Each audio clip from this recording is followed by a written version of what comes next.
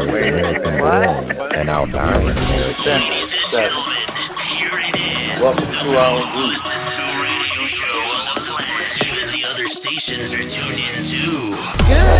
Welcome to Defenders 7. Defenders 7 has so much knowledge, and this ought to show it right here.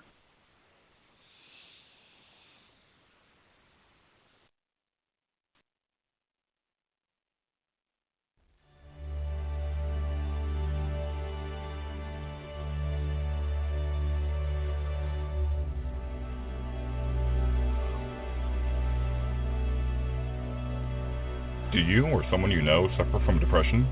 If so, please contact the National Suicide Prevention Lifeline at 1-800-273-8255.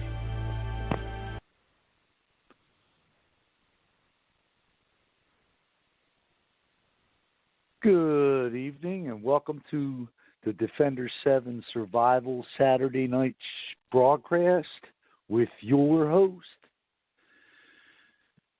and Colonel of our Defenders, Kimberly Purvis, and I'm your co-host and General of the Defenders 7, Bobby Ormsby. Welcome, everybody. Before we get on with tonight's show, I need to read a disclaimer that I have to read, that we read before every show.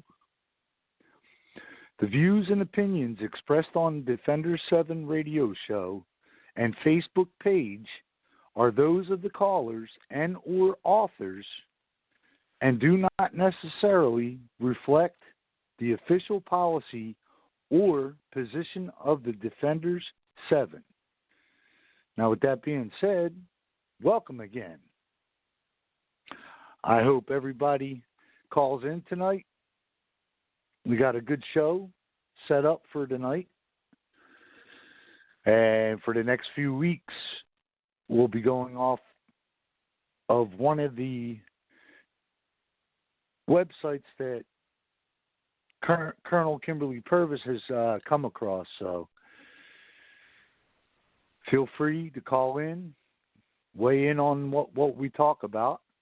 It's always fun to have everybody participate. Now, those of you new just tuning in, we have a website, and if you type all lowercase letters, www.defenders, Roman numeral V as in Victor. Oh, I'm sorry. Back that up. I just messed that up big time.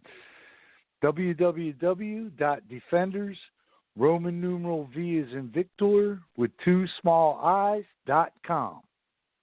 Now, on our website, we have a store and a donate button.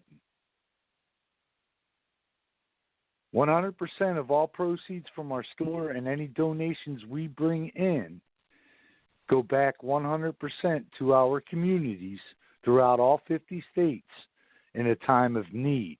So please help us to help you and your communities during natural disasters or any shit hits the fan situation.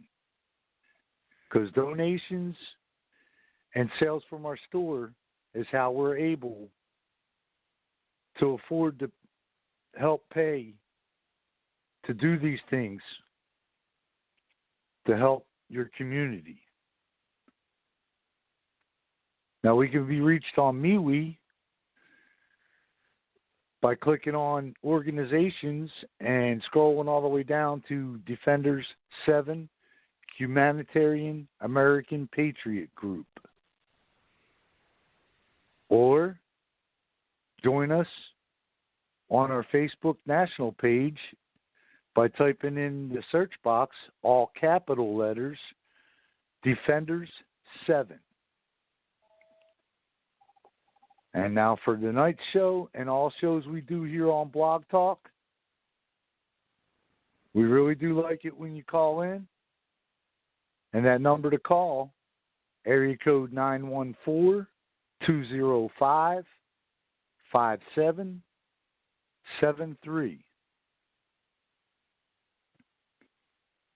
Again, number to call, area code 205-5773.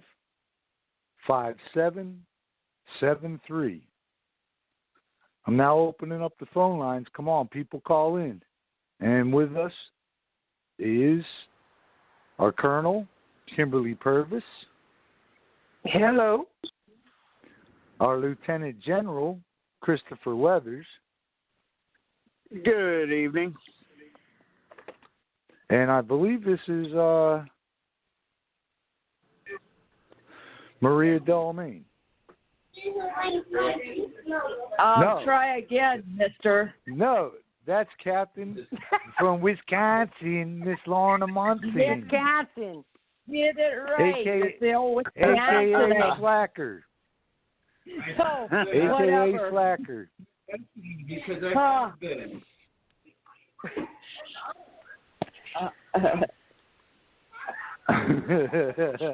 I can't believe I got off work on time tonight. Woohoo! Now you can stay the whole 2 hours. I got to do it all over again tomorrow too. I told you, he'll spend 10 minutes on tonight. Whatever. I give him 15. Okay. Well, I've actually found quite a few websites and some rather interesting things that I had no idea about. And I know some of you are probably going to be like, really? So when disaster strikes, will you be ready? It's a question that we've all asked ourselves, and the question is answered in great detail.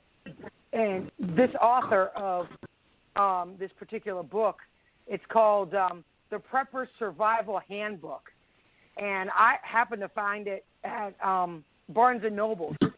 And it's only $30 for hardcover. But he survived a bunch of multiple disasters. And he just did simple preparations to get through it. And in the book, let's see, it says you'll be guided to the basics of survival and the necessity for leading a successful and healthy transition through emergencies.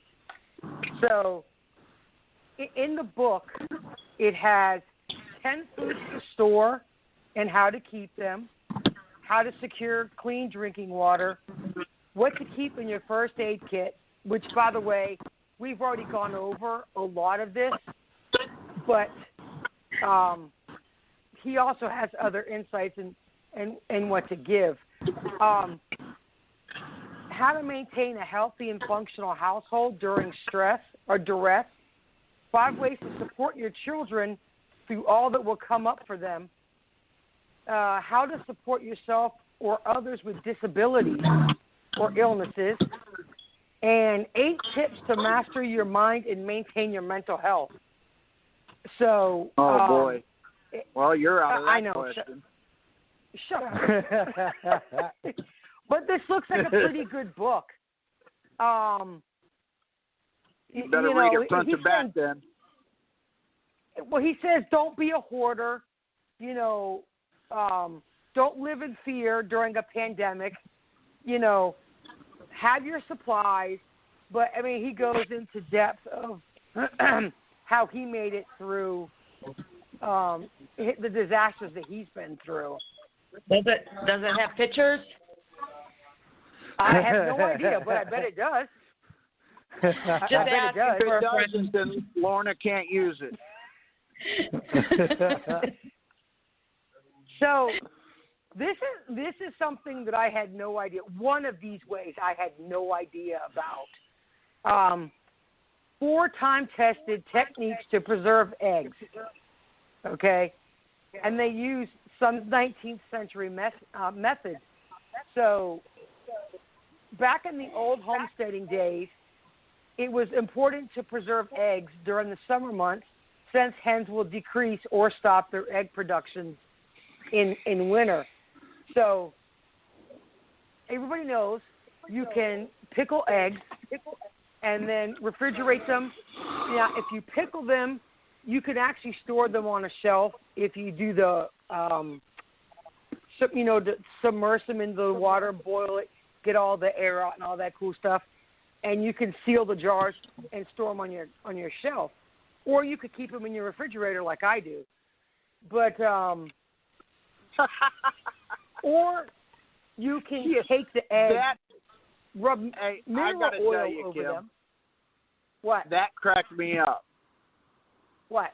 What happens if you have no power for your refrigerator? Like I said, you can can them so they stay on the shelf, because when you're in the grocery store and you find pickled eggs, they're not in the refrigerated section because it's all vinegar and they're pickled. No, I know. But if you like them cold. But with what you said, you keep them in the refrigerator, which in a natural disaster, and there's no power, well, that just screws you. Look. But if you live where Lorna lives, you can just pot, use the snow. Okay. I got to get a new canning pot and some mason jars. Right now, what I use is a pickle jar, one of those big gallon pickle jars, and after we ate all the pickles, I dumped all that juice out and made more with the pickling spice, not the dill pickle, but regular pickling spice. I'm not sure. I don't really think you have to put them in the refrigerator because it doesn't say. But another way is to take mineral oil and rub all around the outside of the eggs, put them back in a carton, and you don't have to put them in your refrigerator. This is only for fresh eggs. Once eggs get refrigerated, you can't unrefrigerate them. And also, you can freeze your eggs, which I had no idea. I always threw mine away if they got frozen in my refrigerator because it was set too cold. But okay, I will give you another idea. What? Uh-oh. It's no different than a root cellar, only this way you get a 55-gallon drum, bury it, dig a hole the size of the 55, maybe a little bit bigger. You can insulate around it. The ground temperature stays cool enough to keep all your stuff fresh. It's like 70-something degrees. It'll even keep your vegetables good, things like that, your fruits. And the ground temperature stays at a constant temperature. I always wanted to bury an old chest freezer. The thing is with chest freezers, when you bury them, they're full of insulation also. Yeah. So you have to get the inside of that refrigerator the same temperature as what the ground temperature will be. Oh, okay. Oh, I got to go beat some children. I'll be right back. Just a little FYI. Okay, all these websites, I'm going to post them on our national page. This is saying not to particularly can the eggs. Don't put them in the pressure cooker or the submersive pot to boil. It's saying not to do that. They don't taste as good as just pickling them and putting them in the fridge. So I take it there's got to be another way to seal them and not have to worry about putting them in the fridge. So the thing is, if you use a pressure cooker to seal the lids, it'll also boil your eggs. Yeah, but they're already supposed to be boiled and shelled. Oh, all right. Yeah.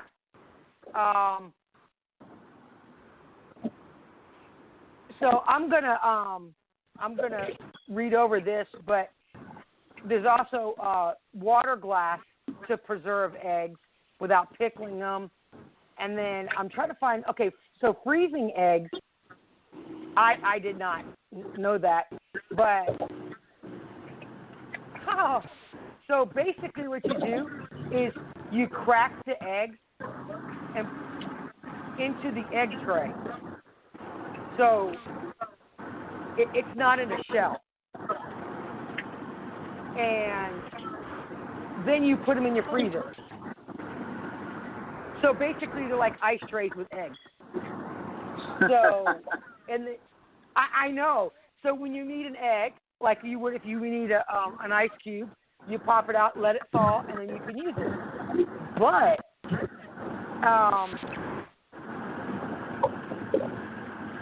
it's the consistency. That's the disadvantage. Is the consistency of them. It's not quite the same. So, but you'll still get the protein out of it. Oh yeah. Look, all you gotta do is add cheese to them and make scrambled cheese eggs. Boom, consistency problem fixed. But this, the mineral oil trick, it says it can last for months. Actually, it lasts 6 months. That's how long they can last. So you could also use the way they used it back in the 19th century, unslacked lime, whatever that is. What is it? Unslacked. It's UNSLACKED. Calcium oxide. But there's a link on here, on this link, a link and a link, that you could go and go over it. But just like oh wow, you can preserve them with salt, which I think that would be a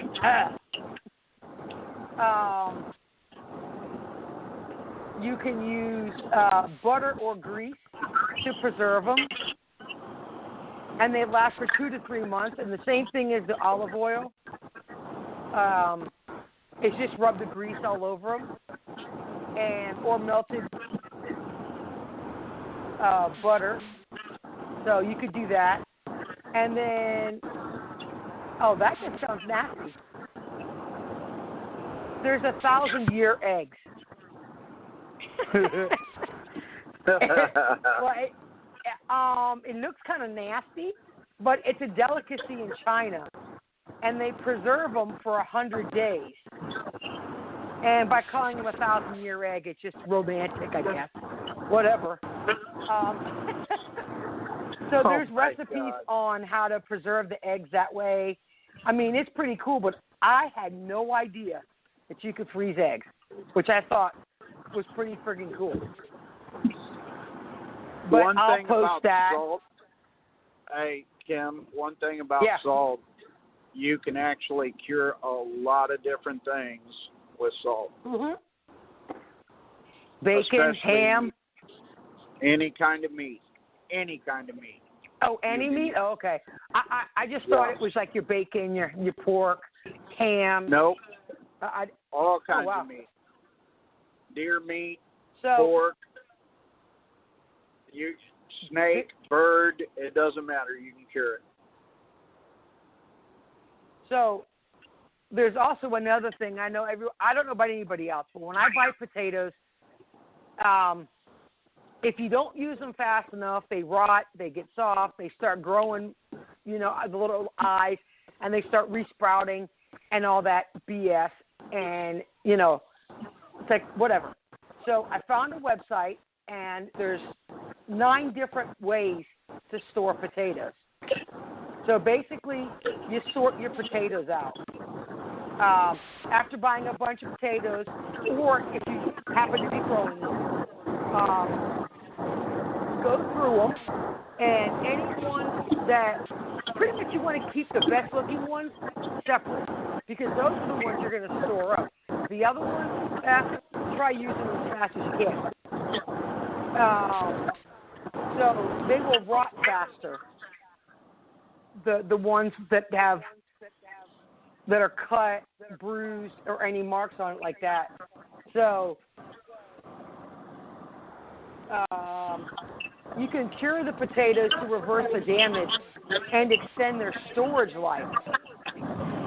So I'm going to go through that. So your healthy potatoes, store in a dark, dry place. Like a root cellar like you were talking about. If you have a basement, you can put them in a basket or a paper bag, or even, I wouldn't put them in dirt because they'll just start sprouting again. But, it says, where is it at? Make sure they're not exposed to light and moisture. So that can cause the greening and rotting. So basement cellars, out of the way kitchen cabinets, and you want it to be a well-ventilated place wherever you store them.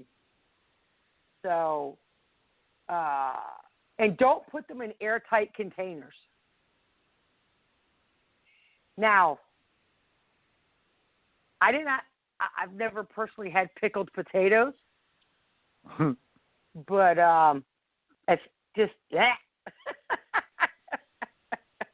you could put them in wicker baskets, ventilated boxes, add newspaper between each layer, and then you cover it with newspaper.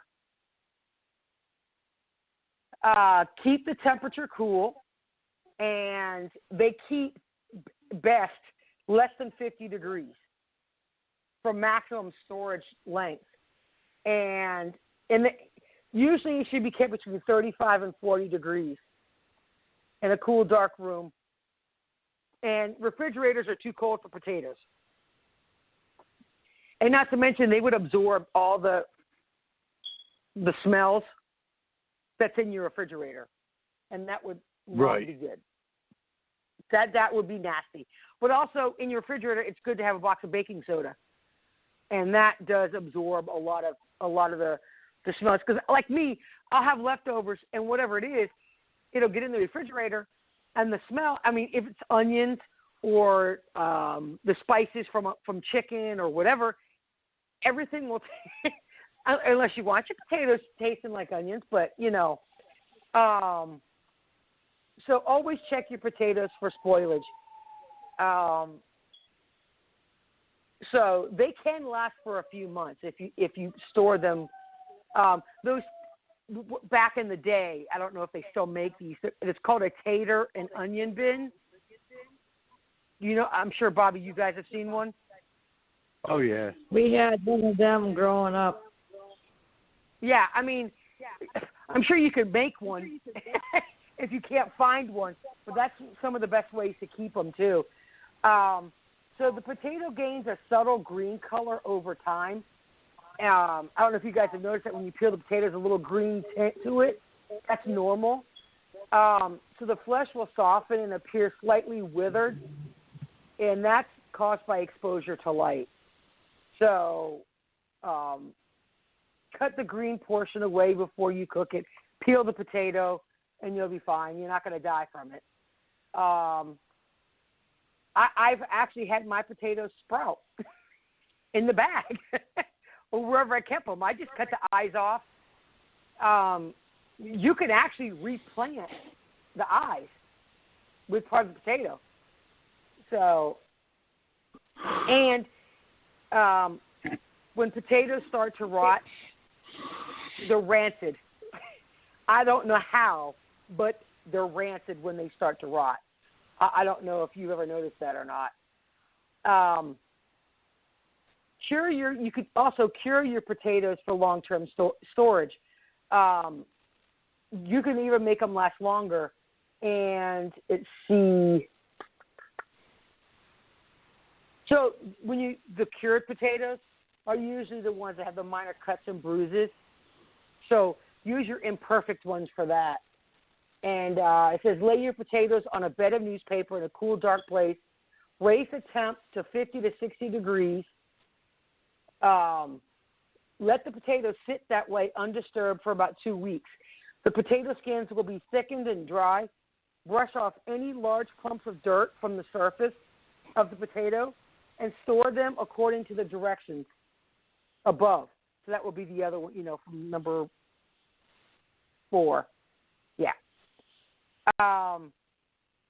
Don't wash your potatoes before you store them. That's a no-no. Leave the dirt on there. That helps protect them. So you could just, if they're caked in dirt, just dust them off, but you don't have to clean them. Yeah, don't store them in the refrigerator because it's too cold. Don't store cut potatoes in the refrigerator because they start to brown. I don't know, like when I make potato salad, if you leave them sitting out while you're getting your other stuff ready to boil them, have you noticed they start to turn brown? You don't want to do that in the refrigerator because they'll lose their flavor and they start to get discolored. I did not know this. I'm glad I found this website. Don't store your potatoes near fruit, like apples, pears, and bananas, which is exactly what I have right now. They create a chemical called ethylene, and the gas encourages ripening, and you may have noticed your fruits tend to ripen faster when you keep them next to each other. So, yeah, don't do that. You can also store your potatoes. You get a pair of pantyhose, and you drop one in, one leg, twist it, drop another one, twist it, so they're all separated. And you keep them in a cool, dry place. You can actually can potatoes. I've done it. It's no different than buying, the sliced potatoes you buy in a can at the grocery store. You can actually use the mason jars and do the submersive bath. Don't boil them before you do this. Well, actually, you could parboil them for a few minutes and then put them in the jars. And then there's I'm going to go over it. The preservatives that you would put in the jars for like your tomato sauce and spaghetti sauce and stuff like that. You can use they say it's pickling spice, but it doesn't pickle the potatoes per se. But the thing about when you do potatoes, it's like canning corn, which I will never do again, ever. The starch in the corn.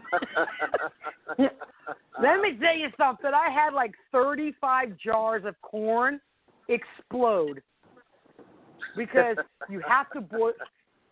Shut up, man. It's not fun. My grandmother used to be able to do it. Would that be corn like, liquor? hey, let's keep a soda pop in your vehicle when it's 100 degrees outside? Yeah, but see, here's the thing. I did the submersive bath and boiled it, right? And the lid sealed. But the problem is, it's with all the starch. You have to actually boil the corn before you can them. And see, and I think that's what went wrong with it. And so you do have to shut up. I'm telling you, I had 35 jars of corn liquor is what I had. Sour mash. It's nasty. Yeah, potato water. Hey, you never know the way the shine. Yeah, the way the fuel prices are. Yep. The way the fuel prices are, you might need some of that to put in your vehicle to run. Yep. No kidding. So, you could go now because of what Amazon. Screw Amazon. I will not order from Amazon. It's up to you guys. But Barnes & Noble has an awesome selection on survival books, gardening books, homesteading, and they run, and you can even get it on your Nook if you have a Nook or a Kindle, from $4.99 all the way up to $35. So, and it's what? Let me add to this. Oh, go ahead. As I've said, every survival show that we've ever done, you have to practice this, not just by reading it in a book. Anybody can read in a book, and it makes it sound easy. But when you're actually doing it, it's a lot harder than what they make it sound. So, practice these one skills. thing at a time. Yeah, practice one thing at a time. They also have a book here called Aquaponics, and that's something that I wanted to try. And it's only $10. It says Aquaponics for beginners. Is actually really cool. I mean, really cool. I grew my tomatoes by aquaponics. Yeah, I mean, there's a lot of different things that you can actually buy at like Home Depot, Farm and Home. There's a lot of places, Home Depot, that you can actually get small kits for aquaponics. Yeah. So just remember that. And I know, like, homesteading that's the other thing, is I found this really awesome website. It's 145, where is it at? And we're not going to be able to cover all of these tonight. There's just no way. Where is it at? Uh-oh. Here it is. Well, talk to me. We can do it. 145 homesteading skills that everybody, that if you're going to do this, you need to do most of these. And a lot of people today, if you have land, it's a lot easier than, like, we live in a city. We got a front yard and a backyard that's fenced in. Well, big whoop. The backyard's got a privacy fence around it. You can't really homestead on somebody else's property. So, if you happen to live... What? Really? What? Well, I've been doing it wrong all these years. But they don't Is it know yours? Well, true. If you have... Okay, look. If you have enough property, even if you're renting it, I'm pretty sure your landlord won't give two squats.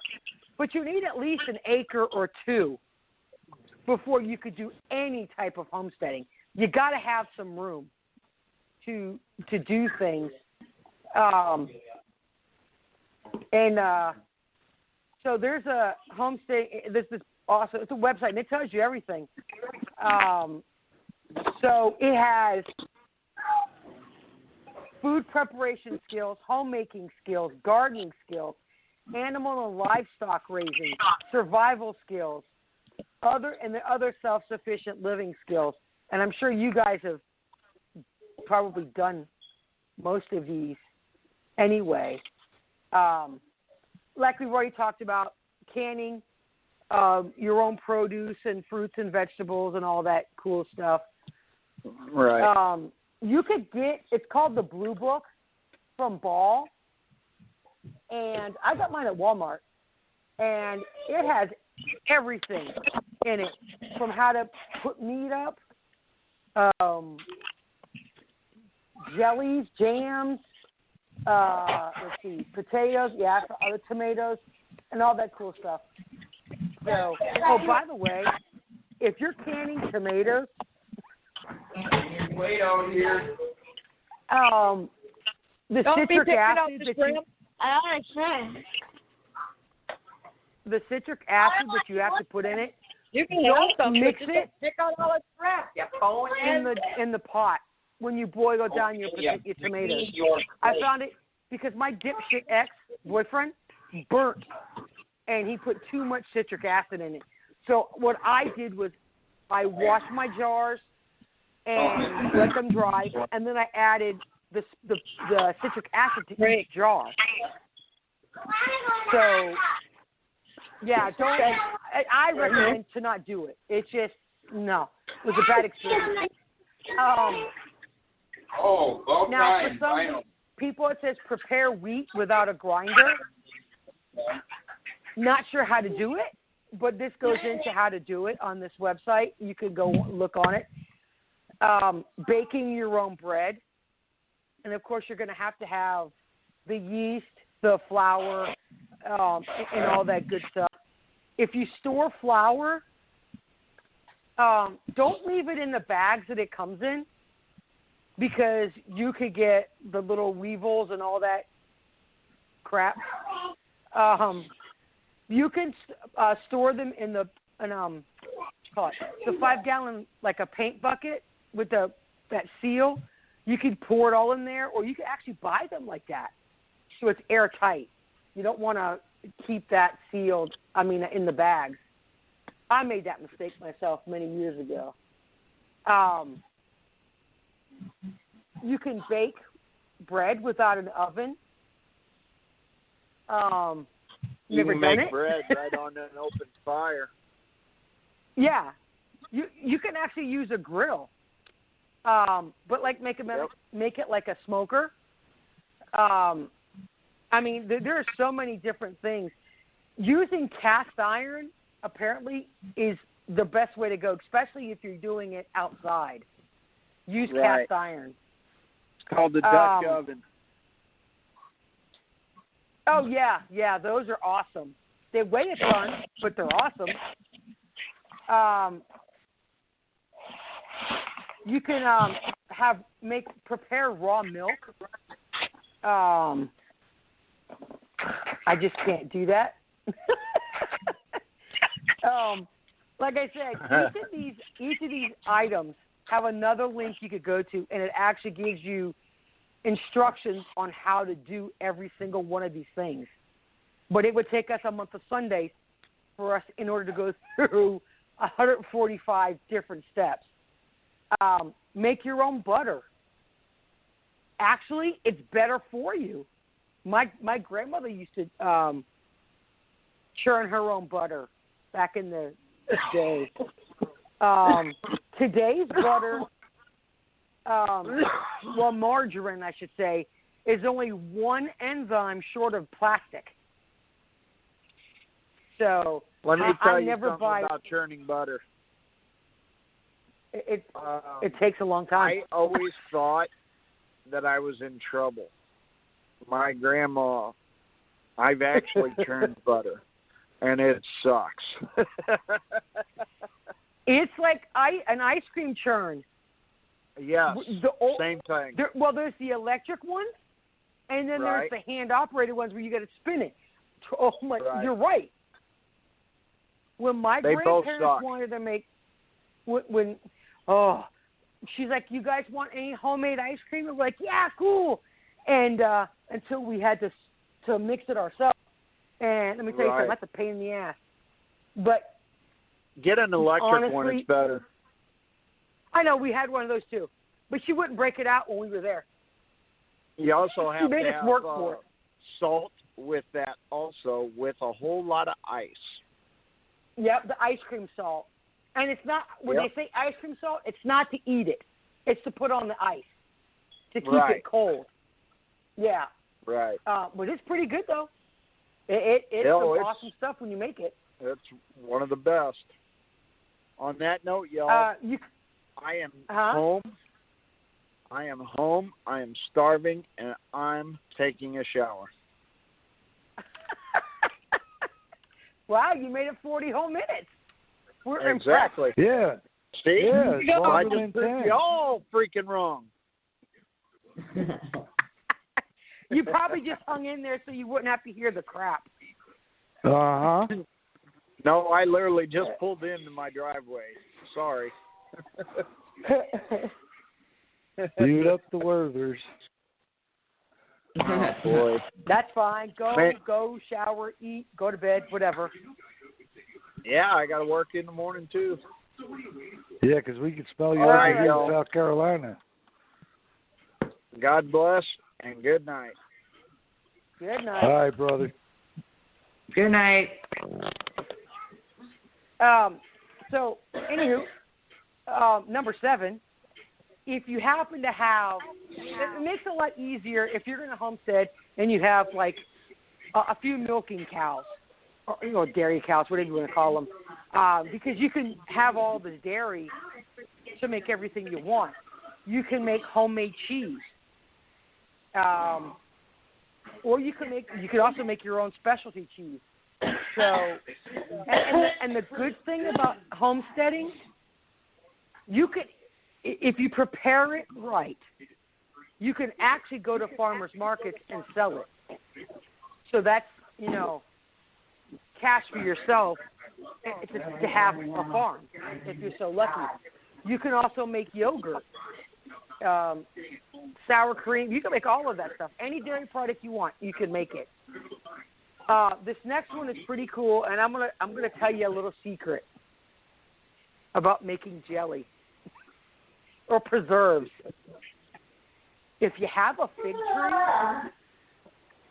tree, get all the figs that you can get, and you boil them down, and then you take whatever sugar is supposed to, the sure gel, however many pounds of sugar you need to make, I don't know, whatever the recipe is, and then go get a box of Jell-O, okay? Whatever flavor you want. I don't care what it is.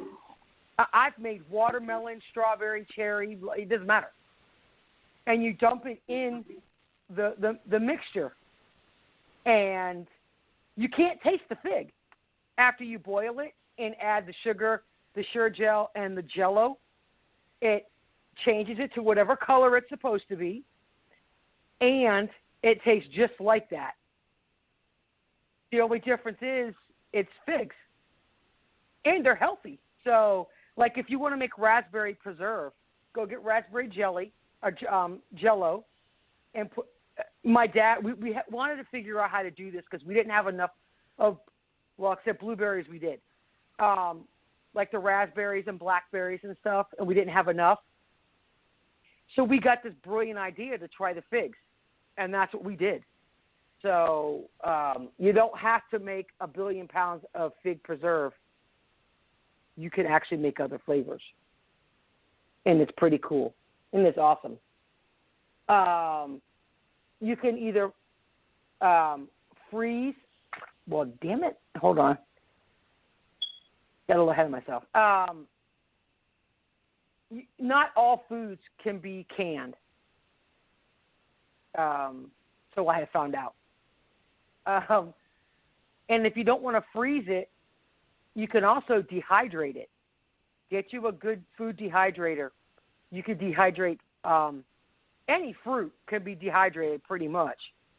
Bobby, you may know this one about the meats. Deer jerky, turkey jerky, beef jerky. What else on the meats? Any type of meat, really. You just that's why, just like Weathers was saying, don't take it all from a book. No, I know. Start what's that word I'm looking for? Start experimenting. Experiment. That's it. Yeah. Experiment. Well, I wouldn't dehydrate hamburger. You can if you read really? that. I was just reading that article that you sent me earlier about canning. Oh, really? Yeah. Ah, cool. Oh, yeah, okay. One of the guys said that he cans for enough food for a year for his family, and even ground beef that he uses because he pulls it out like for a quick meal to throw a chili together. So do you cook the ground beef first and then can it, or I didn't get all the way into the article yet, but okay. from what I think you're supposed to just like brown it, not fully cook it. Oh, okay. Okay. Because what I found is there's certain things. One, I tried it. Okay, experiment. You could get a recipe book on on things to can. Something you could, like we said, you could can potatoes. If you can corn, you got to boil the shit out of it before you can it. I canned all different types of beans, peas, sweet potatoes. I actually made them into candied sweet potatoes with the brown sugar and cinnamon. I made both. Right. I done spaghetti squash, butternut squash. There's the green one, the yellow one, and then the big spaghetti squash. What's the I can't think of what it's called. There's acorn squash. There's butternut squash. Yep, that's what the acorn squash. You can actually can those, and they come out great. Yeah. Now here's something that's cool. If you take zucchini and then regular the crooked neck squash, the yellow squash, and onions, you can boil those and then put them in the jar, and then can it together. You can also pickle that and make like a relish. You could chop it up in small pieces and make your own relish. I have canned pickles, the little, the little tiny, the little itty bitty little cucumber ones. I've sliced it up, made hamburger chips, pickles, and what was the other thing? Bread and butter pickles. They actually have a spice for that. And the thing is, something that you got to remember when you pickle things, between the smell of the vinegar and the pickling spice or the bread and butter spice, you got to be able to tolerate it because it's really pungent, especially that bread and butter spice. It tastes good afterwards, but it's that processing that really is just, wow. It's pungent, and it'll knock you on your ass. I actually made, you can can fruit. I've done apples, pears. What else did I do? Peaches. And also, here's the other thing. Pick the size jars that you want to use. You don't have to, because they come in all different sizes. And I've made apple butter, and that was by sheer accident how I came up with apple butter and apple cider. And you need a food processor. And all it is when you do your apples, you put them in the processor, you take the skin, right after you peel them, you take the skin and everything else and put it through the processor. And so the juice comes out one side and the pulp comes out the other side. You can actually make apple butter out of the pulp. And that's how I did it. But it takes practice. Like we said, you got to practice doing this shit. You just can't say, oop, one day I'm going to do this. And, so the one thing, don't even bother trying to put it up, is macaroni and cheese. Here's why. I actually did it. We had leftover macaroni and cheese. In fact, I'm going to try and can this one jar. It dries it out, believe it or not. It looked like the macaroni and cheese was dehydrated after I opened the jar. And it just didn't taste right. So, yeah, that's a no-go for me. But if you can, cook your food from scratch. It'll have less preservatives. It's also a lot cheaper if it's a possibility. This next one's pretty good. I love doing it. I don't buy pancakes. Make pancakes from scratch. I don't buy Bisquick. I don't buy it anymore. the pancake mix, the biscuit mix. It's already prepared. All you got to do is add milk or water. I just pancakes out of self-rising flour and milk, or water if you don't have milk. Or you can use all-purpose flour, but don't forget you have to add your salt and your baking soda, right? For all-purpose flour, it's baking soda in that little can. Not the big yellow box, but it's the opposite one. You have to, because so it'll rise. Yeah. Also, I also put a couple eggs in it because eggs makes things helps it rise. So it all depends. Now you can add.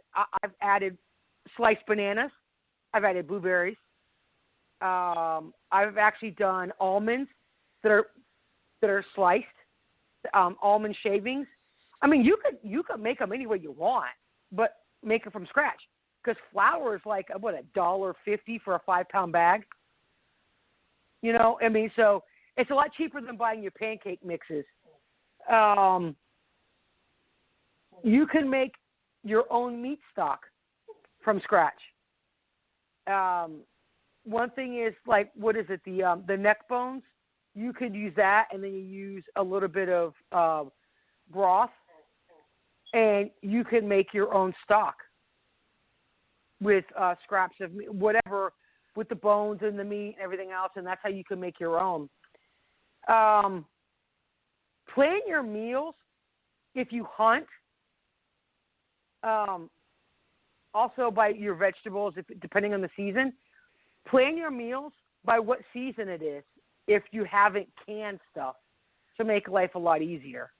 If you guys haven't noticed, when you go to the grocery store, the cost of food, if it's not in season, it's going to cost an arm and a leg. What else was it? Like when there was a bad freeze in Florida, if you didn't notice oranges, the price of oranges skyrocketed. And it was outrageous for a bag of oranges. So just know you don't want to you can make your own juices too. But the same thing with your fruits, other fruits, and then your vegetables. Also, if you're not in an area that carries, like not all areas carry avocados or yucca or yucca, however you want to pronounce it. It's a big-ass root. And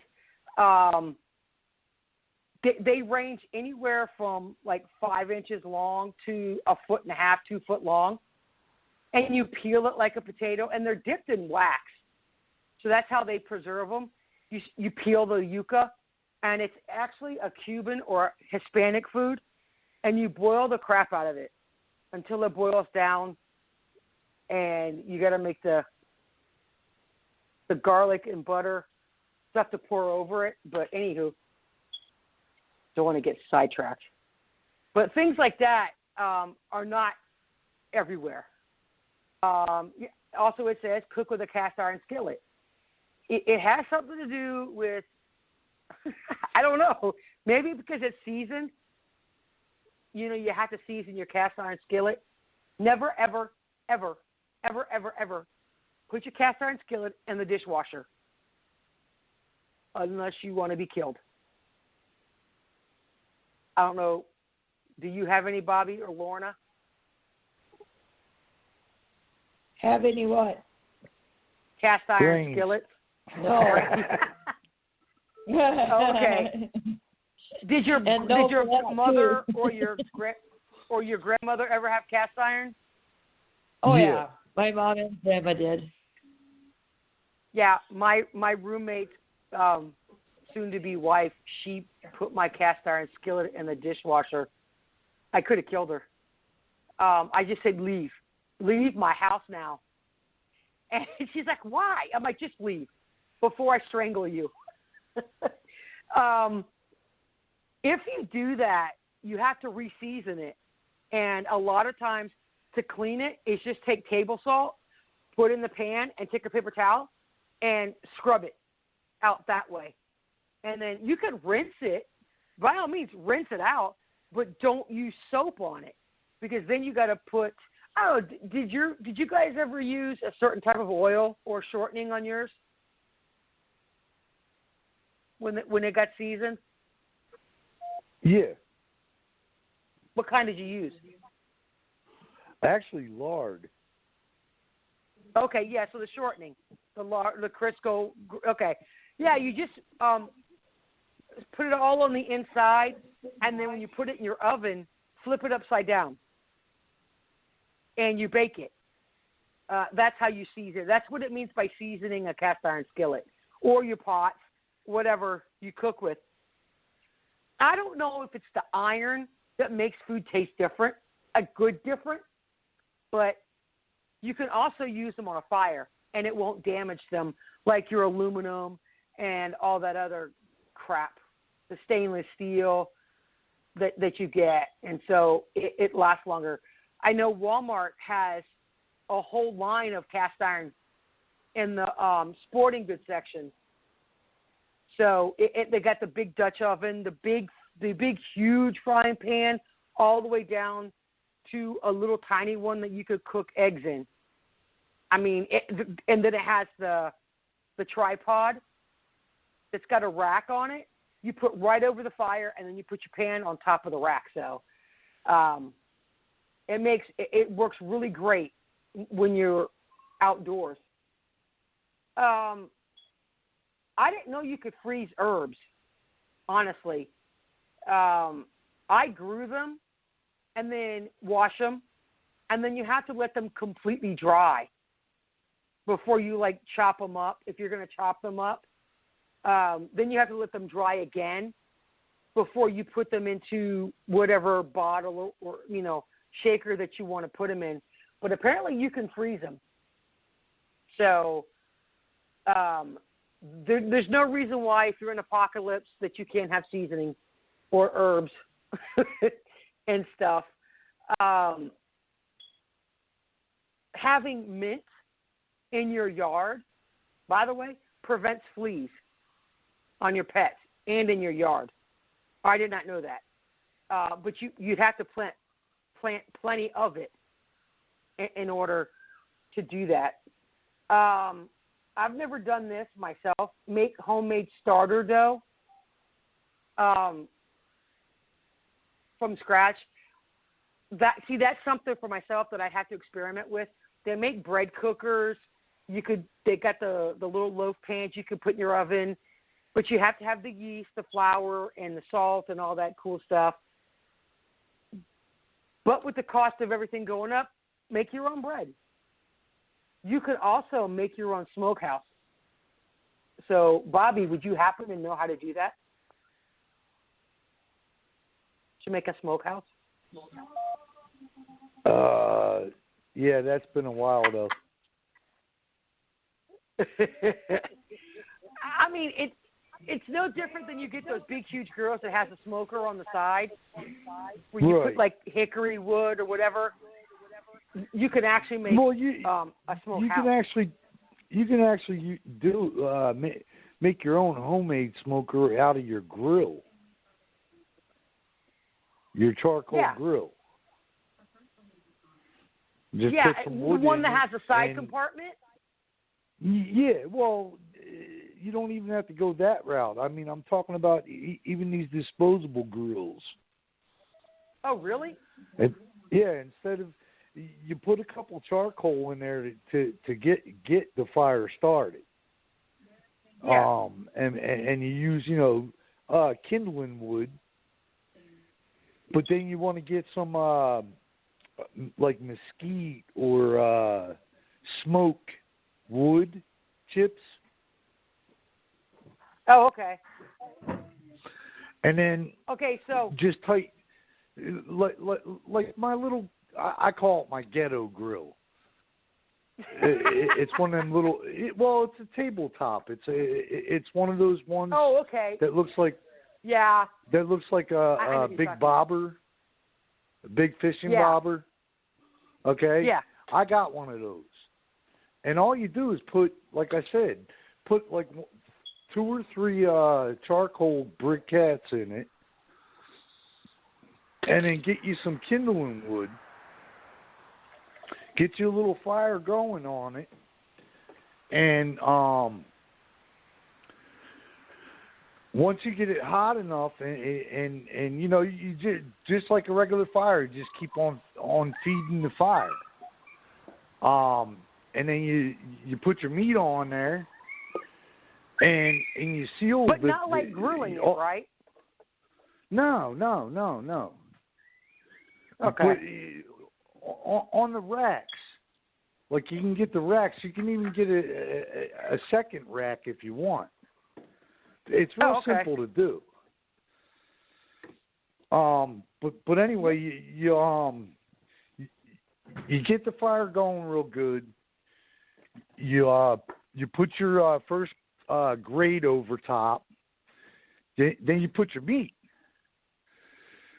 You know, once the fire dies down a little bit, and then when you put that lid on, because there's holes on the top and there's holes on the sides. You close those holes so that you're not grilling. Yeah, so you want to keep all the smoke inside. Right. Yeah. It's the easiest way to do it. But yeah, I'm definitely gonna post this website, because all 145 things has a link, and it gives you. I just checked on making a smokehouse. He gives you step-by-step instructions on how to build one of different sizes. So this is an awesome website, but it's called 145 Setting Skills Every Homesteader Needs, and I'll post it on our page and stuff. Vacuum sealing is one of the best things you can do too. And instead of wasting it, you wash the bag, let it dry out, and you can reuse it and just seal it. So you just barely cut, as you go, and you can vacuum seal your food too. And you can vacuum seal fruits, vegetables, meats, whatever. And it'll keep better.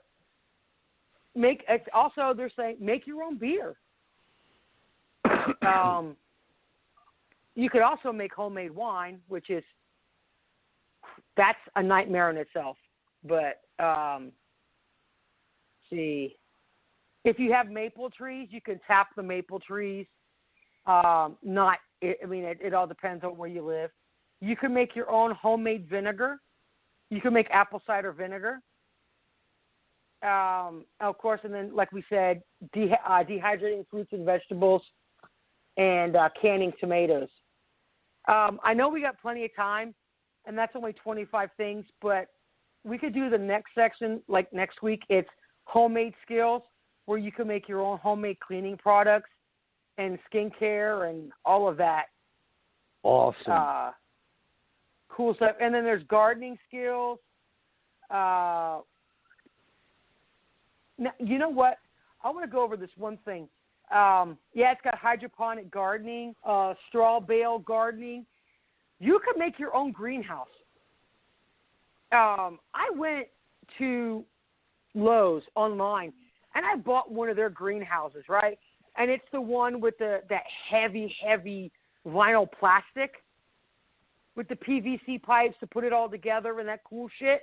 Let me tell you something. That was the biggest nightmare I ever bought in my entire life. You can make your own. We actually made a greenhouse, and with the 2x4s, you make it like a little room, of course, outside. And then, that, I'm trying to think of what it's called. You notice on some greenhouses that roof, the plastic or fiberglass, it's not flat. It's got the little grooves in it. Do you know what I'm talking about? Yeah. Okay. Well, it comes in green, beige, clear, whatever. Made the roof out of that, and then you use Lawan. And Lawan is that tiny little. They're furling, not Lawan. the furlings, the little strips of wood you put in between your 2x4s for your roof.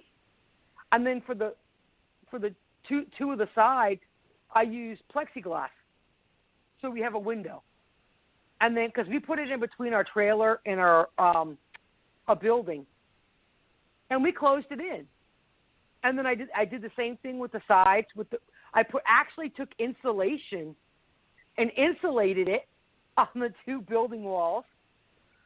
And then now look, it looked like a slaughterhouse if you walked in and didn't know what the hell was going on, because I took the 6 ml plastic, the clear plastic, and I draped it everywhere.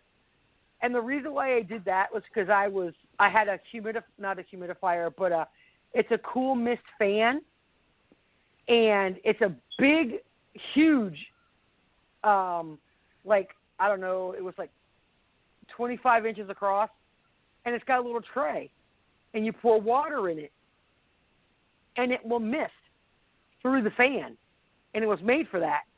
And so that's how I would actually water my plants. And I had 100 tomato plants inside of that greenhouse. So you can make your own greenhouse a lot cheaper than buying them. The only thing is, if you grow anything in a greenhouse, you can actually kill it when you take it out of the greenhouse. Because that's what happened to it. I had 110 tomato plants, and my ex-husband killed every single one of them by putting them outside of the greenhouse because of the temperature change. I was so pissed, I almost killed him. But I also did the hydroponic. I'd be out of prison by now, okay?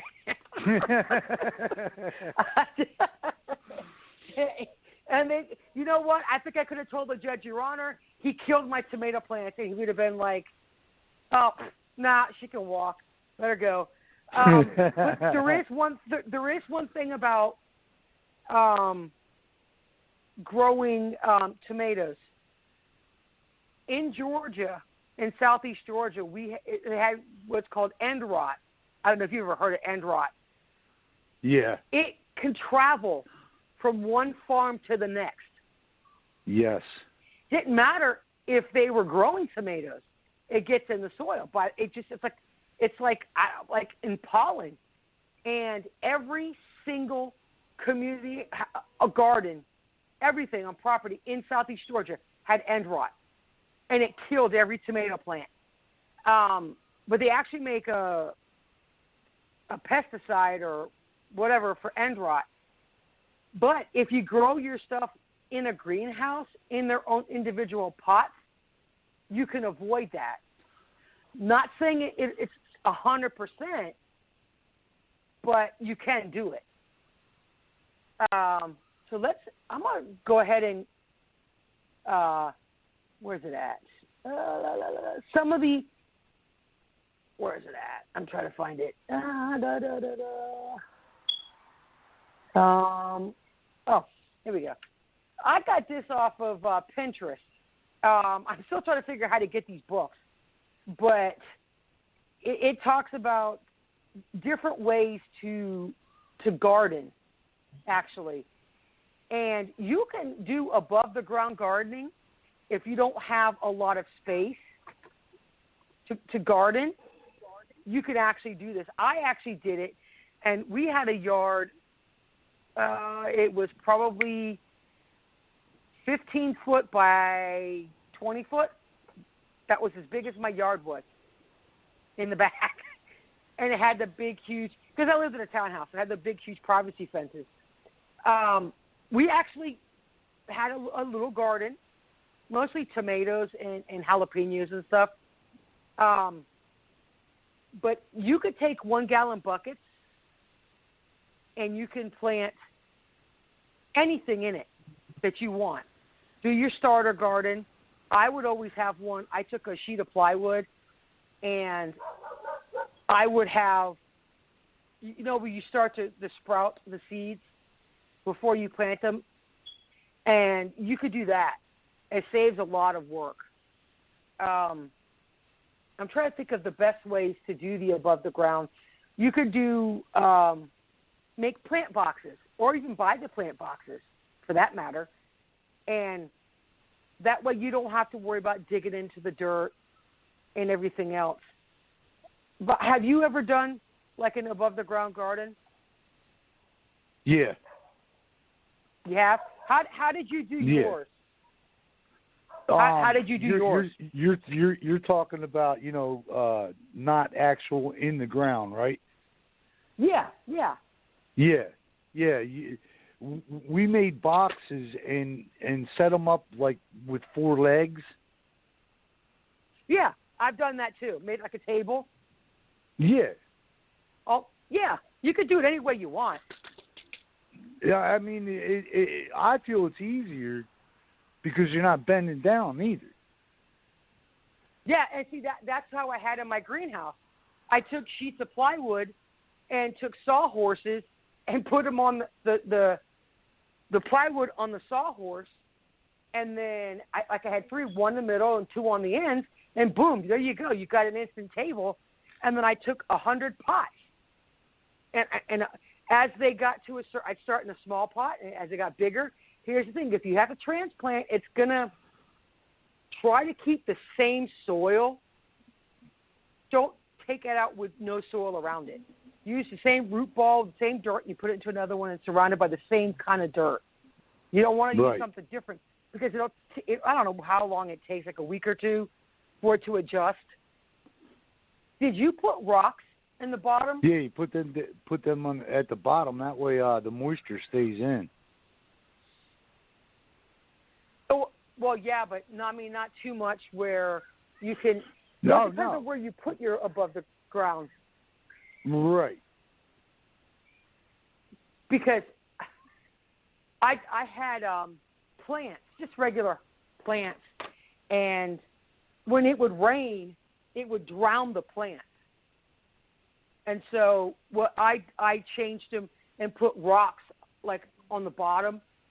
That way and poked like 1 or 2 holes in the bottom of it. That way the water would go through. I'm trying to think. Oh, those hanging baskets, the wrought iron baskets with that brown. I don't know what it's called. That shit. The mesh. It looked like moss. Yeah, the mesh. Like a mesh. I actually grew tomatoes in that too. I actually grew green beans in those too. They got those things called they came out a couple years ago called topsy-turvy. Yeah. Where they hang upside down. I never used those. Yeah. I tried one. It worked out pretty good. See, here's the thing, and I'm gonna use tomatoes because this is what I did. Okay, I had in those baskets. I would take. You could do this for any like jalapenos, anything that can grow into a vine as well. You put it in there, and then what happens is it grows. As it grows up, it'll grow around the chain, and then I put string. Like 550 cord is actually better, or twine, and you string it across the ceiling or the roof. That way, the green beans, the string beans, because they had the big vines, in the crowder piece, and they would grow on that. And all you have to do is reach up and pick them off, because it doesn't make a very big root ball. That's why you can do this with gallon buckets. You can use cinder blocks. If you want to lay the cinder blocks on the ground and then the water goes, anything that you can think of. You can even use an old tire if you want to do that. I mean, if that's all you have to make an above. And just, like I said, put rocks on the bottom, about a couple inches, and then a good soil. I'm trying to think. You buy the it is in your best interest to buy those big bags of cow manure. I know it smells, but it does help. We lucked out because there was a sawmill that was down the road, and it had been gone for like 50 years. But all of the what you call it, the sawdust, it decays and turns black. But let me tell you something. That's the best stuff. If you could ever have sawdust, make a compost out of sawdust, and do that, because that is the most. I don't know why. I grew awesome tomatoes, and other vegetables, except my granddaughter kept eating all the cherry tomatoes. Every time one would turn red, she'd pick it and eat it.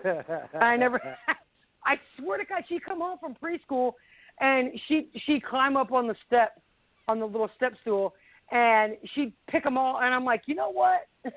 Forget it. I quit trying. So that was her snack. Every time one would turn red, boom, that little turd would pick it and eat it. Ain't nothing wrong with that. No, there's not. And that's the good thing about growing your own food, because you don't have to worry about preservatives and all that other crap. So also, say you got a privacy fence, small yard, and you want to grow some things. You could get the hanging flower boxes and hang them on the fence, like in the middle. There's that 2x4 that goes right in the middle. You can hang them on that. You could even do the hanging baskets that way. I did not personally care for the tomato stakes. You know, the big plastic sticks. They're like 4 foot long. They're all different types. I did not care for those because they didn't always work. No. So what I did was I would take chains, the small chain, the little tiny chains for hanging plants. You know, those little thin ones.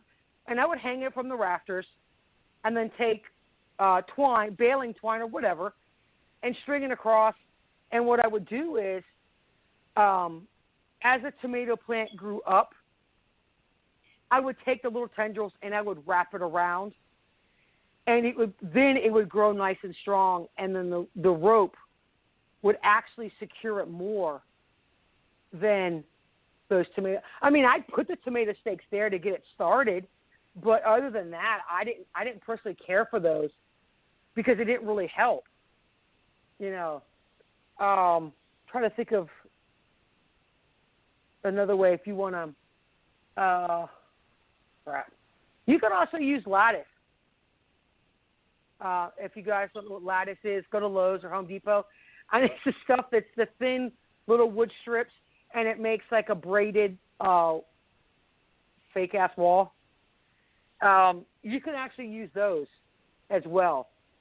They make it into, 4x8 sheet, or cut it in half. So it'd be 2x8. And you can also line it up and use that for strength. I'm trying to think of what else you could use for above the ground. But anyway, this particular website on Pinterest, go on Pinterest, and it'll show you. And it has it's because it's kind of hard to describe all of these different ways.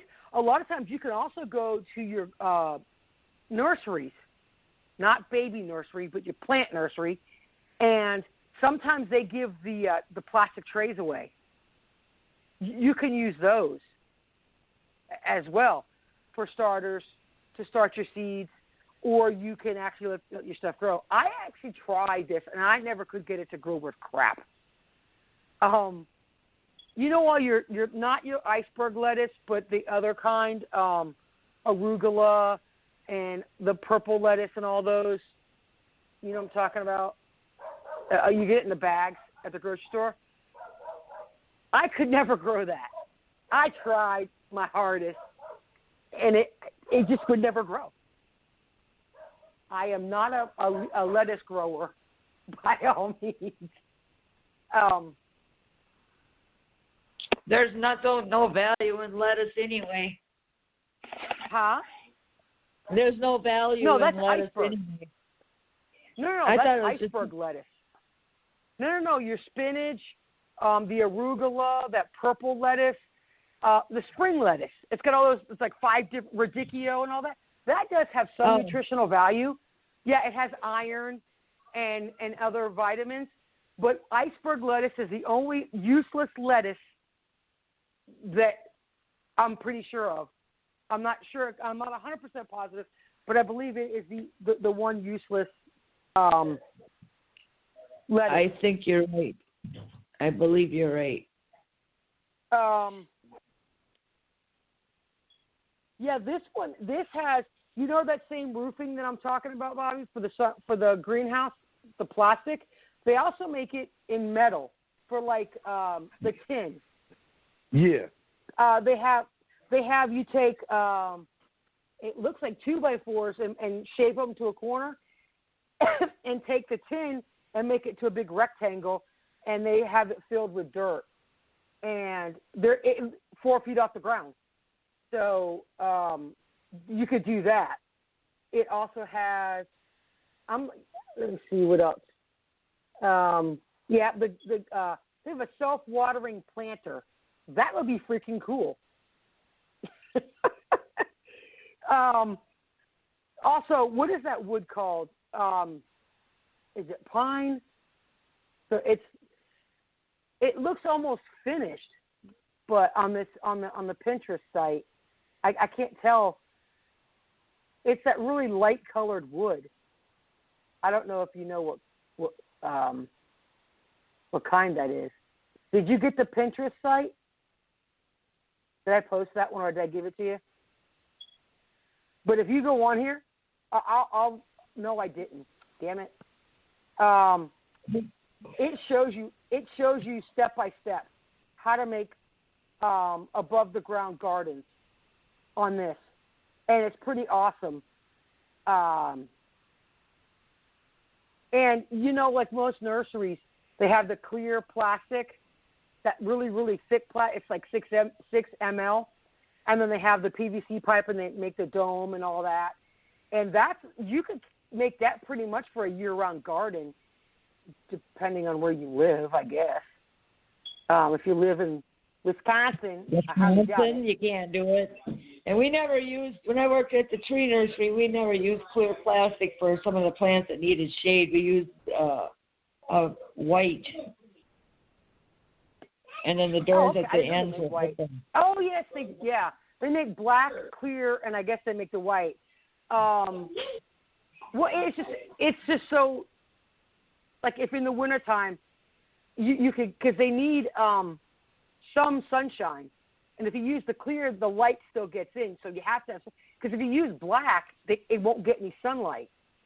I think it'll still get hot in there. It would burn. It would be too hot. And that's why most of them have the misters. You can take the thinnest PVC, the smallest diameter PVC pipe, and they would drill tiny little itty-bitty holes in it, and they would hook the water system to it, and it would mist. The same type of misting like at the grocery store when it mists the produce and the in the aisle. The same type of system. And you can mist it that way. Also, the other thing is never water your anything, not even your lawn. Never water it during the hottest part of the day. It's Water it first thing in the morning, preferably before 9 o'clock or before 10, depending on how hot it gets, or in the evening or at night. What will happen is the leaves on whatever you plant will curl up a little bit, because it's trying to protect itself. And then when the sun goes down or whatever, the leaves open up. You can also use cinder blocks to make a rectangle, and then you can put the dirt or potting soil, whatever you want, in the middle. Sometimes you can use the liner to keep the weeds from coming up if you're going to do that type, or if you're going to make it on a table, like we were talking about. Like I use the sawhorses and use the plywood. You can even take, the 2x6 for like the flooring. You can even make a box out of that if you want, and make them. Let's see. Yeah, this is an awesome thing. And all you got to do is look on it, and you can make anything. If you have pallets, you can use pallets for your garden. Let's see. I'm trying to think of what else is on here that's good to use. I don't know. It's kind of there's so much stuff on here. It's hard to even think about it. All right. Got any callers, Bobby? At all? Yoo-hoo. Yeah, Lorna. And I'm still awake. Want a beer? Woohoo! It's beer time. Actually, yeah.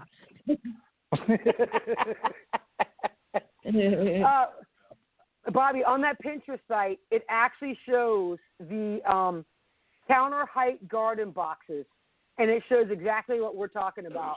You can use 4x4s. You can use it for the four corners like a table, and it shows that. Is that the site? Is that the site that you sent me? The one from Pinterest? I think I sent you that. No, the only thing that you sent me was about the canning. Oh, I sent you two different ones. No, I did. That's all. Let me look again. I sent you two, but I'll go ahead and.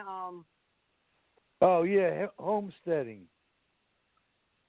Not the homestead. Oh, I didn't send you. That was the homesteading. That's different. This is. No, wait a minute.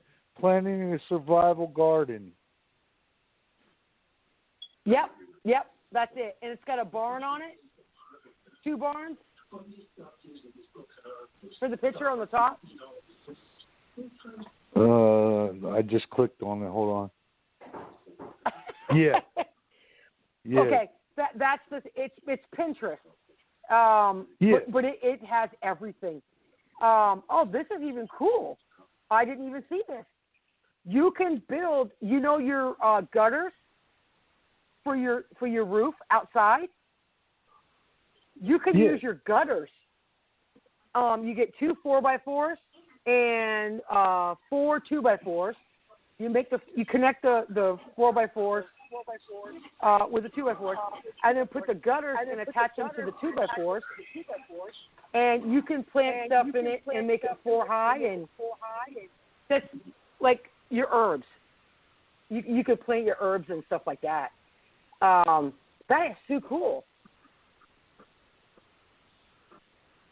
Wow.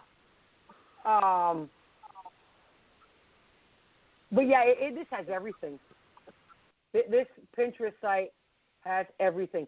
It has ancient remedies, square foot gardening layout. Wow. It's an awesome website. So I just looked up survival gardening, and the Pinterest came up. Let me see what's another one we can. Because I'll go back next week. I'll go back over another set of the homesteading. What is it? No, did that. Okay. There's also on morning chores. It's another website. It's for canning. It says Canning 101. So it has a lot of. This one actually has all of the supplies you'll need. If you want to use a pressure cooker, you can. I personally use the water bath canner. You could fit 7 large jars around the quart size and 1 in the middle, or you can put, they have all the different sizes. And when you do the submersive bath, you have to make sure that you cover an inch or 2 over the jars, so they have to be completely submersed. But it has the best thing is to get that jar removal, and it looks like a little contraption. It's got a rubber grippers on it, and trust me, you'll need one because you don't burn yourself when you have those. It talks about the canning and pickling salt, and and everything else. But it's also important to have the right spices. Like the citric acid has to go for like your tomatoes and stuff. Then there's the pickling salt or canning salt, and then you can make all your other types of pickling stuff. I'm trying to think. Sure gel you'll need, and an assload of sugar, depending on what you're making. I believe that's it for the supplies.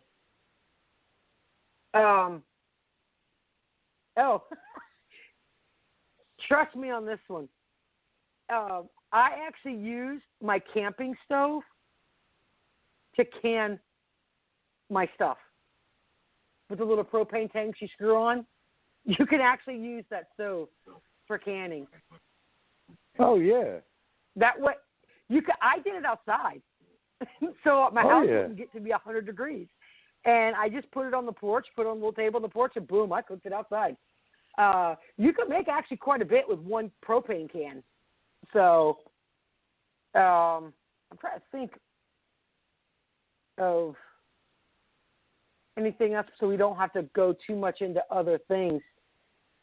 Oh, and then there's the inversion canning, and I thought that's how you did the inversion, where you flip it upside down. Because I thought that's what you were supposed to do. Damn it. Come on, cooperate. Okay.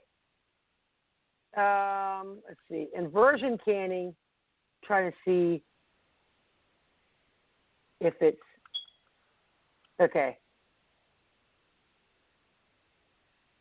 So it's where you pour anything that's hot, the hot canning material, jams or jellies, into the jar, secure the lid, and then flip it upside down for about 5 minutes. And then after 5 minutes, you flip it back over, and it should be sealed. Because I thought that's how my grandmother did it sometimes. And that way you don't have to boil the crap out of it. But, yeah, you really can't do that with certain foods. It's a weaker seal. And, yeah, you really can't it doesn't call for enough headspace on it, for like how much you have to leave at the top. I always fill my jars all the way to the top and put the lid on it and then the ring. But you can get air pockets, and that's when you can get bacteria in it.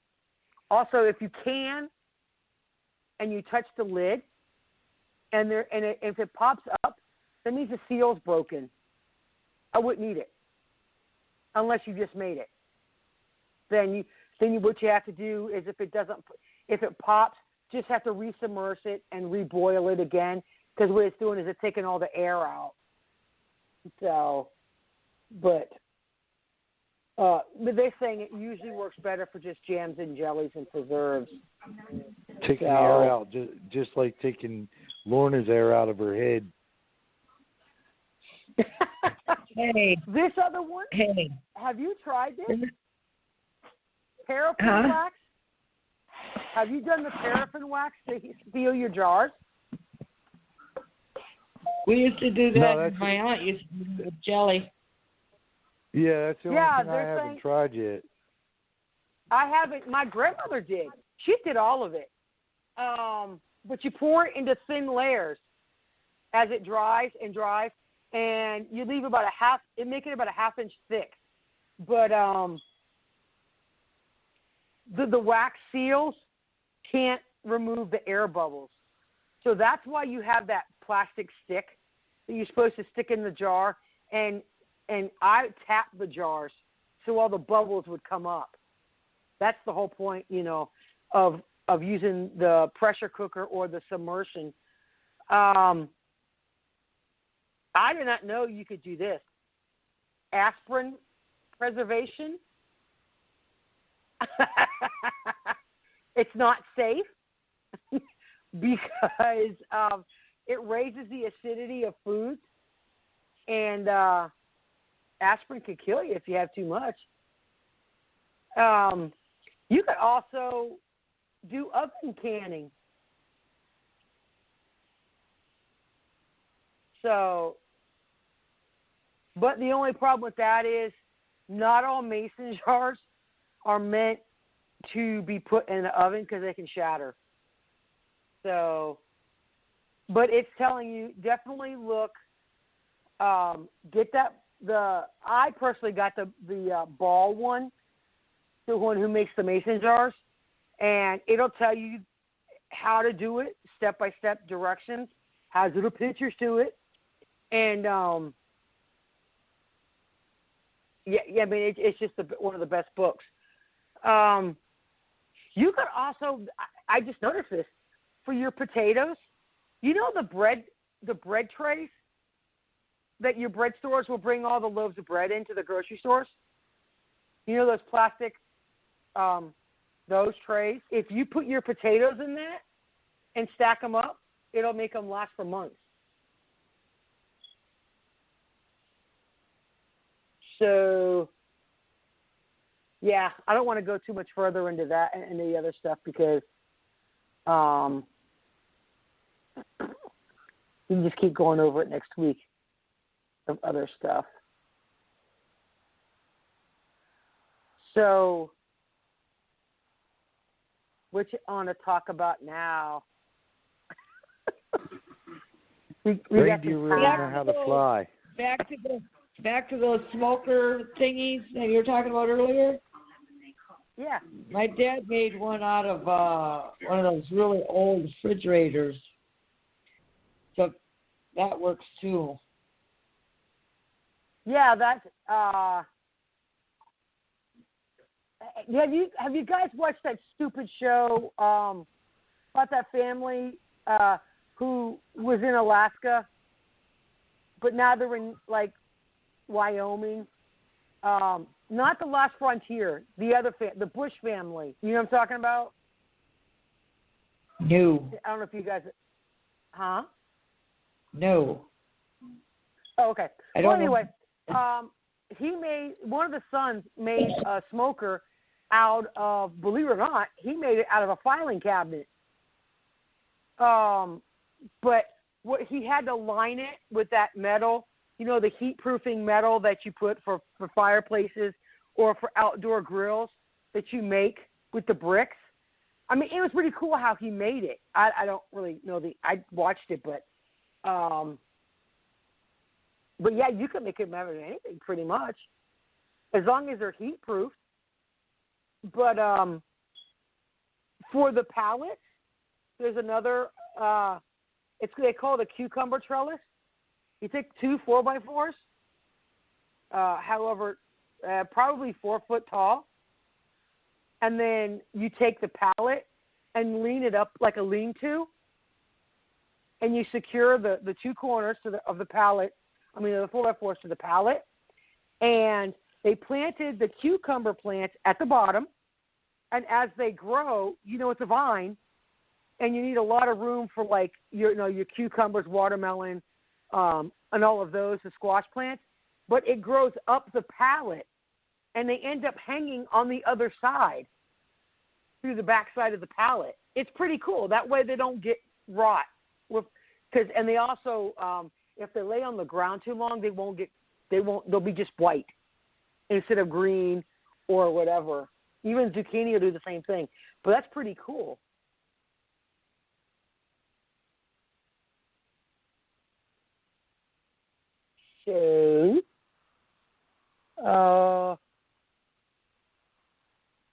So another thing that's important to have if you're going to be homesteading is a compost heap. And I don't know what all, I mean, like, you can use whatever old vegetables that you don't eat, and then people would throw it on it. Leaves, sticks. What else goes on a compost heap? coffee grounds.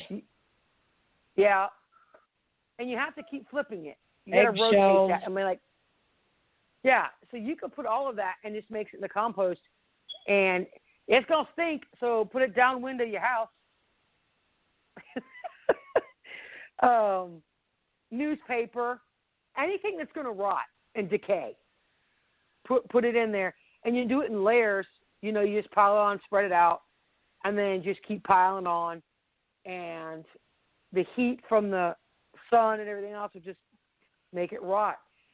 You can make them as big as you want.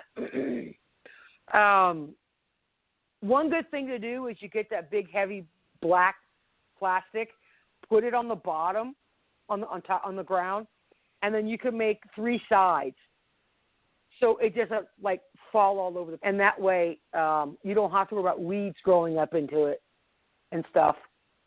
But use a pitchfork or a shovel, I guess you could use, and make sure you turn it. I'm not sure how often you turn it, though.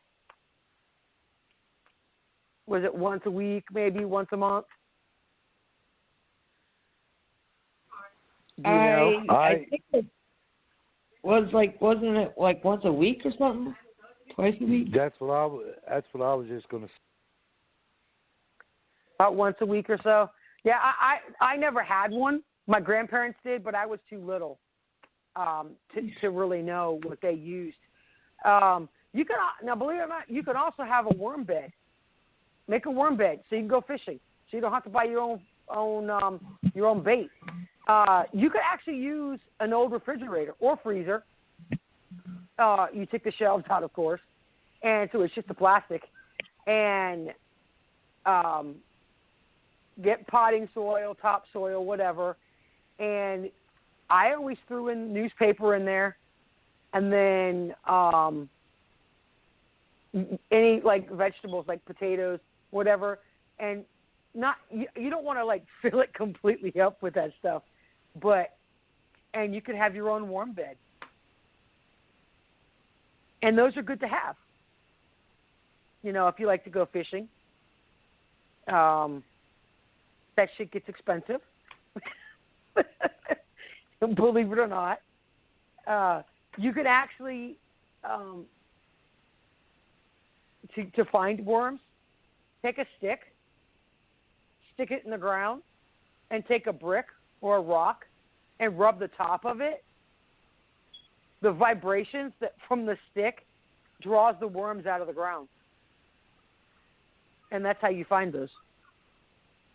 Also the rain. When it rains, worms come up out of the ground. So that's how you can also make your own mulch with a worm bed. Not a bad idea. And you got suicidal frogs when it rains. Yeah, the hell with that shit. No. Not going to have it. I was just trying to think of any other little... excuse me. The thing about canning, you have the ring, and then you have the lid. You can reuse the lids, but make sure you check the seal, that little gasket seal. It's made into the lid. You don't want to use it if it's scratched or has like a big gouge out of it. You don't want to use it. Throw it away, because they're actually pretty cheap, believe it or not, to buy. I mean, when you buy mason jars, if you buy them brand new, I should say, they do come with lids and rings.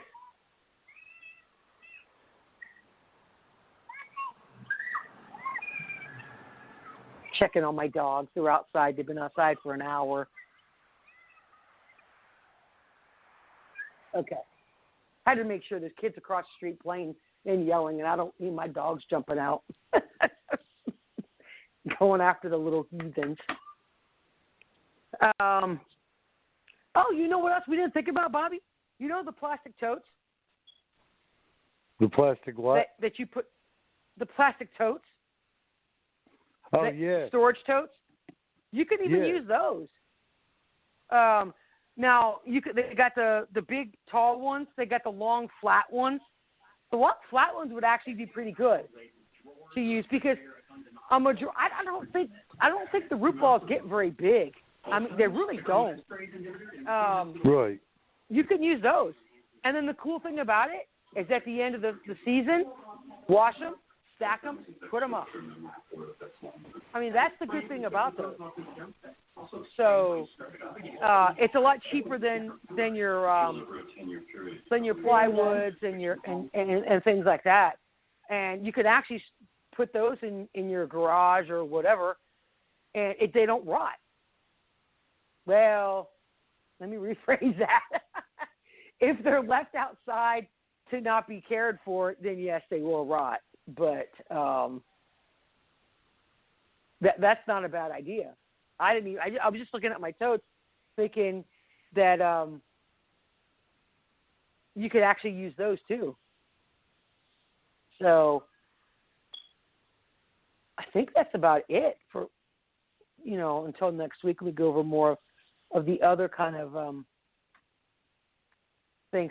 And what I'll do is I'll go through that Pinterest and I'll see what I could do to get more, because there's 10 pages of different ideas that you can use for gardening and things. I even have a book on raising chickens and ducks. And making the pins for those. We could go over that too. I actually got mine from Lowe's. Believe it or not, Lowe's has a lot of your gardening books, how to raise chickens, livestock. I mean, it has everything, pretty much. Yep.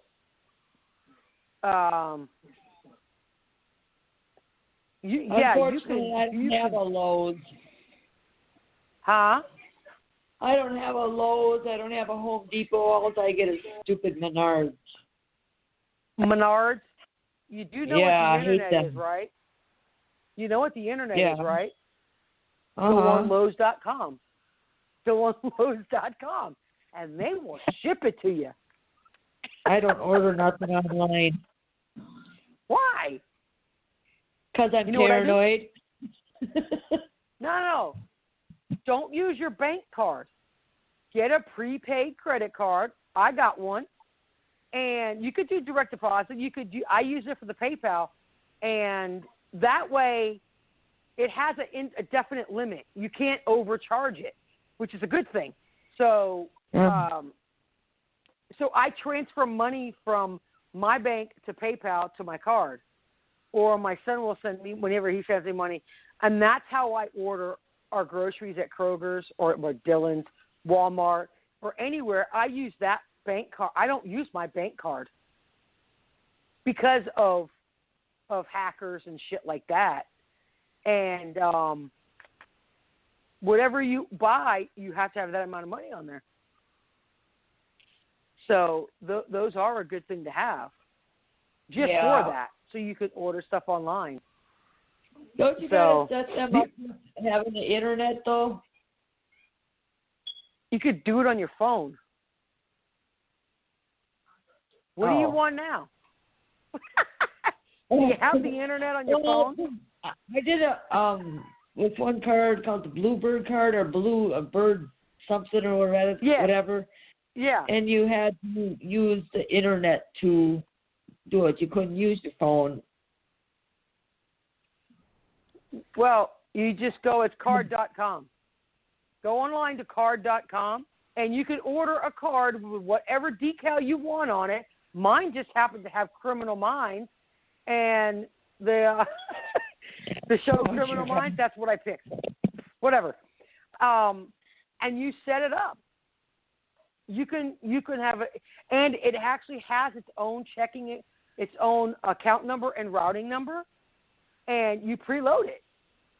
And you can load it from your bank, or you can load it from Walmart. I'm trying to think of other ways you could. Hell, you could even have someone pay. You could PayPal money. That's what I do. I'll send money from one account to the other by PayPal. It just keeps not having to worry about hackers. But yeah, and they send you a card with your name on it. So, or you could go to Walmart and get one of those, the MasterCard or Visas from the rack. But the thing about those is you can't, I don't know if you can reload those or not.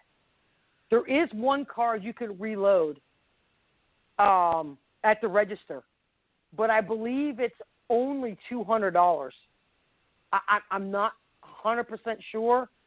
I think it's whatever you originally get them for, like a gift card. But there's the, I think it's like 50, 100, I think. And so, some, like I said, some are reloadable, some are not. And if you get the one from Walmart, all you got to do is go to Walmart and go to the register or the damn money center and reload it there. Simple enough. And like I said, some of those books you can order. Any of those survival books. We'll go into more of those survival books. But you can order them to put on your Nook or your Kindle. Unless you're Lorna, then there's no pictures and she can't figure it out. That's a problem. What? I hope they have pictures. But the only thing about, like, here's the thing though. If you buy these electronic books, right? What if there's an EMP or a coronal mass ejection? There goes all your electronics. So, I mean, you don't even have to have, it could be anything, a natural phenomenon. You know, I don't know, can EMPs happen by any other means except for, like, nuclear bombs and shit? Or can you have an EMP naturally? That I don't know, but all I know is that if an EMP hits, we're all screwed. Yeah, because you have no phone, no TV, no lights, nothing. Well, right. Would you lose your lights? You would lose everything.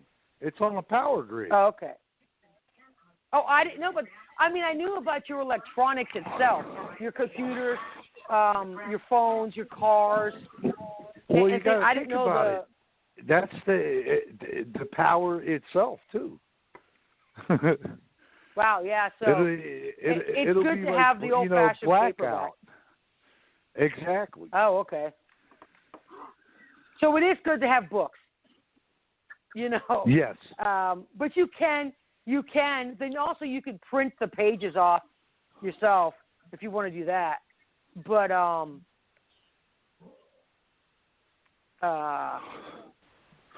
yeah, we'll also go over like making candles. Well, that's part of the next part of the next section. Making candles, soaps. You know, hey, look, if the Amish can live without power, they're gonna be the only ones that survive.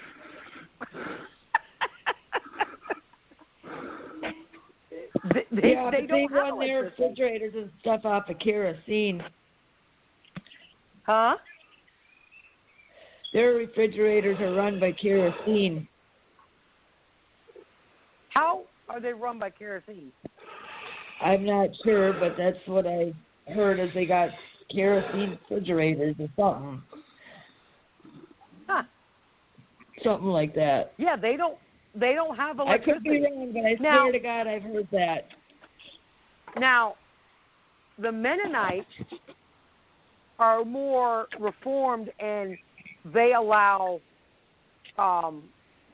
they drive cars, they have power, so they're a little bit more reformed, and they allow more.